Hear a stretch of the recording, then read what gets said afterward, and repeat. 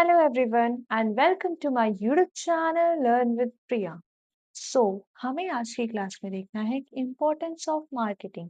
Importance of marketing क्या होता है कि हम इसमें जानेंगे कि मार्केटिंग की क्या इम्पोर्टेंस है। ठीक है, तो स्टार्ट करते हैं अपने फर्स्ट पॉइंट से कि फर्स्ट पॉइंट कैसे बताता है कि हमारी मार्केटिंग क्यों इम्पोर्टेंट है।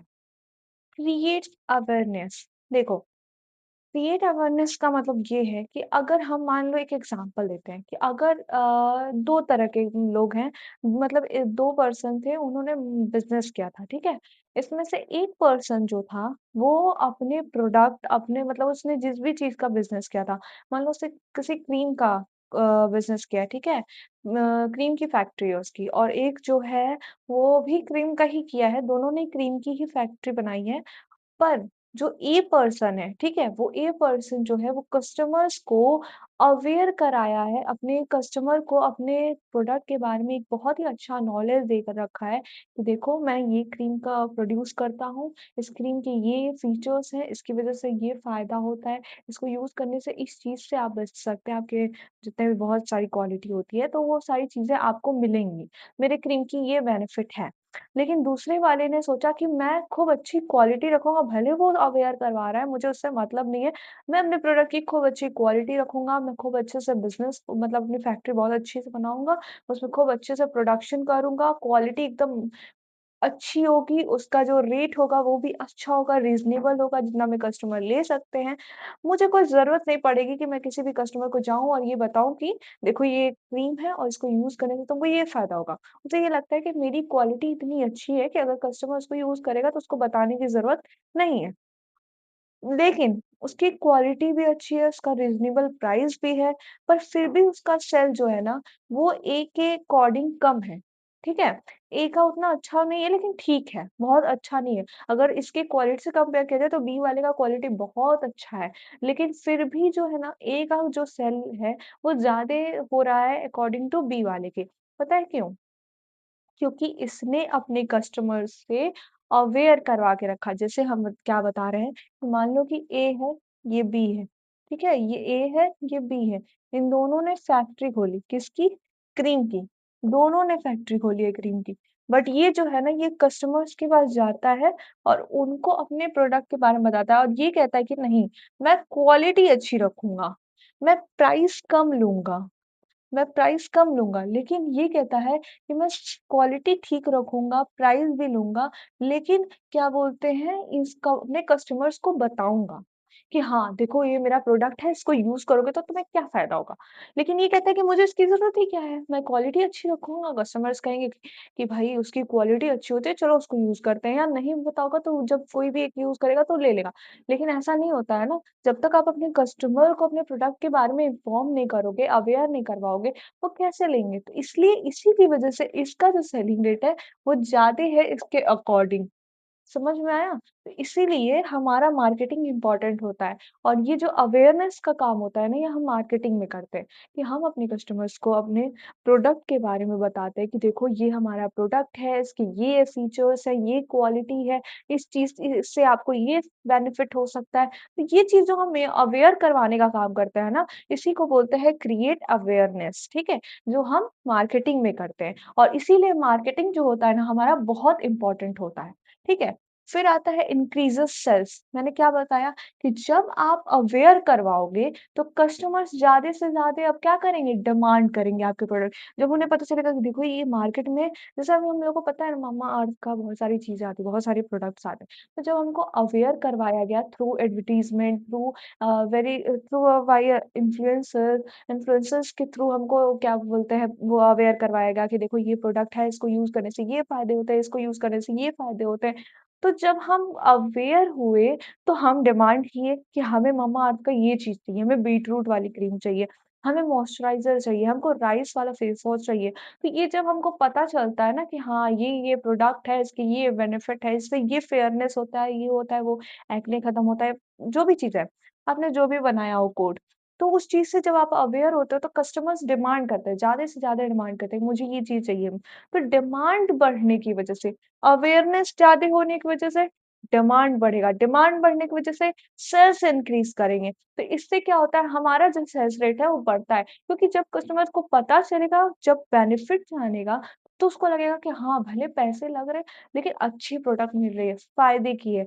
इसमें बहुत सारी क्वालिटी है बाकी के फेस वॉश से, बाकी के क्रीम से। तो ये चीज़ अवेयर करवाओ, फीचर्स बताओ अपने प्रोडक्ट के, तो ही जाके आपकी सेल्स इंक्रीज़ करेगी और ये किस में होता है, ये किसका प्रोसेस है? मार्केटिंग का। ठीक है?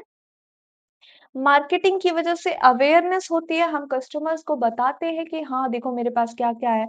मार्केटिंग की वजह से सेल्स इंक्रीज़ होता है क्योंकि हमने अवेयर कर दिया है। फिर आता है सैटिस्फाई कस्टमर्स नीड। कस्टमर्स की नीड्स कैसे सैटिस्फाई होंगी?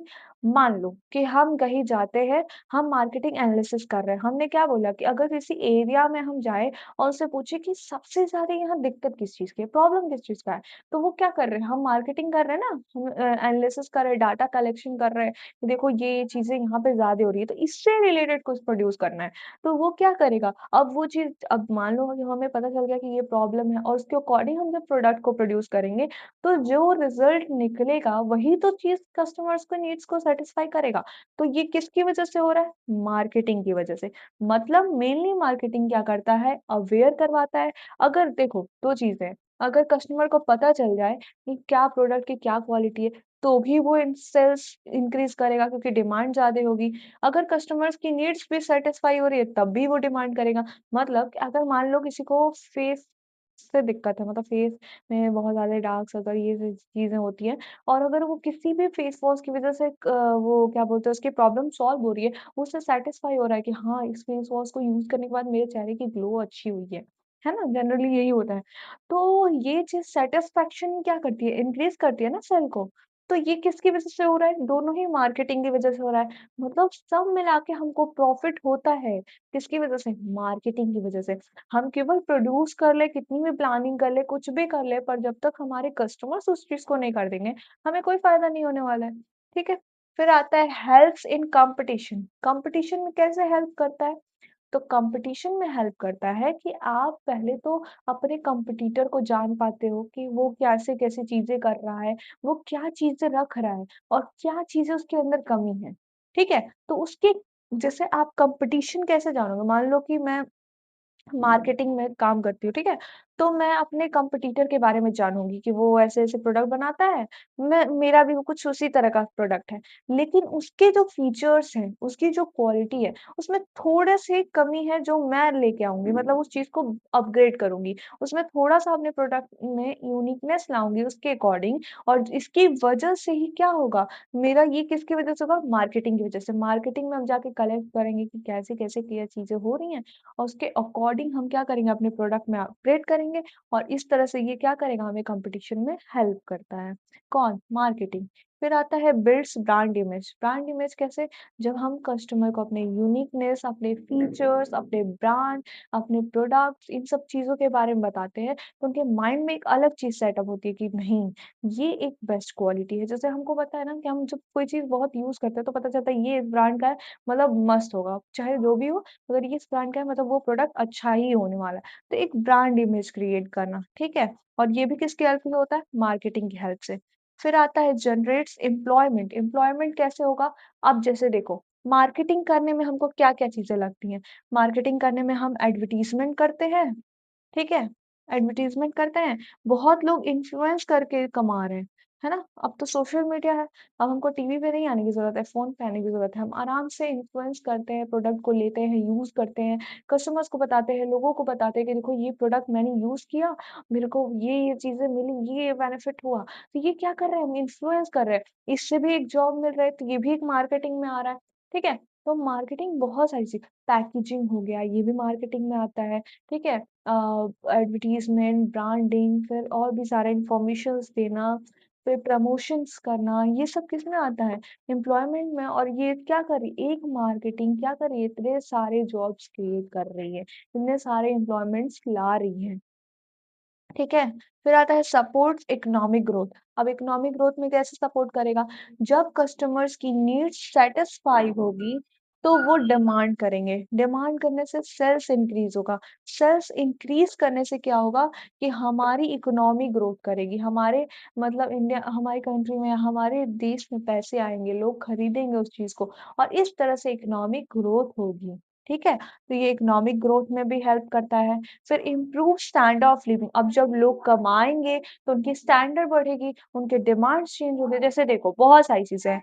स्टैंडर्ड तो 2 तरीके से बढ़ सकता है। जैसे जो बेचेगा, उसके पास भी पैसा आएगा, तो वो भी अपने स्टैंडर्ड को चेंज करेगा, वो भी अपने नीड्स अब उसका केवल एक ही नीड्स थोड़ी है कि बनाओ और बेचो, उसकी भी तो बहुत सारी ज़रूरतें हैं, वो उस चीज़ को कंप्लीट करेगा क्योंकि उसके पैसे कमा और जो लोग उसको खरीदेंगे या यूज़ करेंगे प्रोडक्ट को, इसके बेचे हुए प्रोडक्ट्स को यूज़ करेंगे, उनकी भी स्टैंडर्ड चेंज होगी। तो मार्केटिंग क्या कर रहा है? मेनली बहुत हेल्प कर रहा है चेंज करने में, इम्प्रूव करने में क्या? स्टैंडर्ड ऑफ लिविंग या फिर क्रिएट अवेयरनेस जैसे अवेयरनेस बहुत ज़रूरी होती है कि अगर हमें प्रोडक्ट के बारे में ना पता हो, तो हम चाह के भी अपने प्रॉब्लम को नहीं सॉल्व कर सकते। अगर हमारे मार्केट में बहुत अच्छी-अच्छी प्रोडक्ट्स होती हैं, लेकिन हमको नहीं आइडिया होता है, तो हमें नहीं पता होता, तो हम क्या करते हैं, ऐसे जैसे जो भी चीज़ें मिल जाती हैं, हम यूज़ कर लेते हैं। तो अवेयरनेस बहुत इंपॉर्टेंट है, जिसकी वजह से सेल इंक्रीज़ होता है, कस्टमर्स की नीड्स सैटिस्फाई होती है, कॉम्पिटिशन में हेल्प मिलता है, ब्रांड इमेज क्रिएट होता है, एम्प्लॉयमेंट जनरेट होता है, इकोनॉमिक ग्रोथ होती है और स्टैंडर्ड ऑफ लिविंग चेंज होता है। तो ये सारे चीज़ों के लिए इम्पोर्टेंट होता है क्या?